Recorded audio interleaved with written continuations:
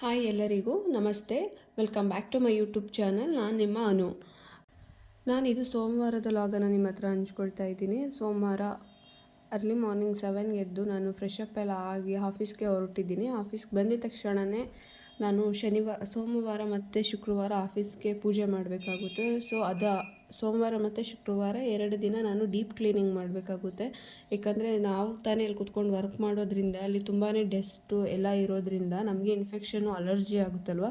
So ಆ ರೀಸನ್ಗೋಸ್ಕರ ನಾವು ಯಾವ ಜಾಗದಲ್ಲಿ ಇರ್ತೀವಿ ಆ ಸುತ್ತಮುತ್ತ ಆ ಜಾಗನ ಕ್ಲೀನಾಗಿ ಇಟ್ಕೊಳ್ಳೋದ್ರಿಂದ ನಮಗೂ ಒಂಥರ ಮನಸ್ಸಿಗೆ ತುಂಬಾ ಖುಷಿ ಆಗುತ್ತೆ. ಮತ್ತು ಏನಾದರೂ ವರ್ಕ್ ಮಾಡೋದಕ್ಕೆ ನಮಗೂ ಕೂಡ ಪಾಸಿಟಿವ್ ಎನರ್ಜಿ ಕೂಡ ಇರುತ್ತೆ.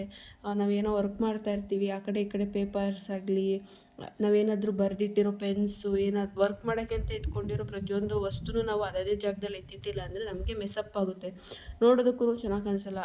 ಮತ್ತು ಯಾರಾದರೂ ಬಂದರೂ ಕೂಡ ಆಫೀಸ್ ನೀಟಾಗಿದ್ದರೆ ಅವ್ರಿಗೂ ಒಂಥರ ಖುಷಿಯಾಗುತ್ತೆ.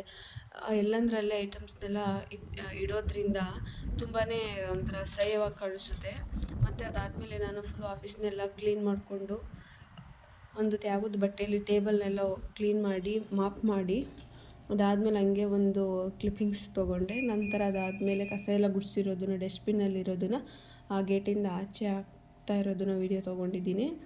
ಅಲ್ಲೇ ಇಟ್ಟರೆ ಒಂಥರ ಸ್ಮೆಲ್ಲೆಲ್ಲ ಬರುತ್ತೆ ಅಂತ ಅಂದ್ಬಿಟ್ಟು ನೆಕ್ಸ್ಟ್ ಅದಾದಮೇಲೆ ಅಲ್ಲಿಂದ ನಮ್ಮ ಆಫೀಸ್ ಪಕ್ಕದಲ್ಲೇ ಗಿಡಗಳಿದ್ದಾವೆ ಹೂದು. ಅಲ್ಲಿ ಒಂದು 3 ರೋಸ್ ಗಿಡ ಹೂವು ಬಿಟ್ಟಿತ್ತು. ಅದನ್ನು ಕಿತ್ಕೊಂಡು ನಂತರ ಹಿಂಗೆ ಪೂಜೆ ಮಾಡೋಣ ಅಂತ ಬಂದು ಇದು ಮಳೆಗಾಲದಲ್ಲಿ ಈ ರೋಸ್ ಗಿಡದಲ್ಲಿ ಫುಲ್ಲು ಎಲ್ಲ ಗಿಡದಲ್ಲೂ ಹೂವು ಎಷ್ಟೊಂದು ಬಿಡ್ತೈತಿ. ಈಗೆಲ್ಲ ತುಂಬಾ ಕಮ್ಮಿ ಆಗಿಬಿಟ್ಟಿದೆ, ಮಳೆ ಕೂಡ ಕಮ್ಮಿ ಆಗಿದೆಯಲ್ಲ. ಮತ್ತು ಈ ತುಳಸಿ ಗಿಡ ನಾನು ಕೈಯಾರೆ ನೆಟ್ಟಿರೋದು ತುಂಬಾ ದೊಡ್ಡ ಆಗಿದೆ. ನನಗಂತೂ ಅದು ನೋಡಿದ್ರೇ ಫುಲ್ಲು ಖುಷಿಯಾಗುತ್ತೆ.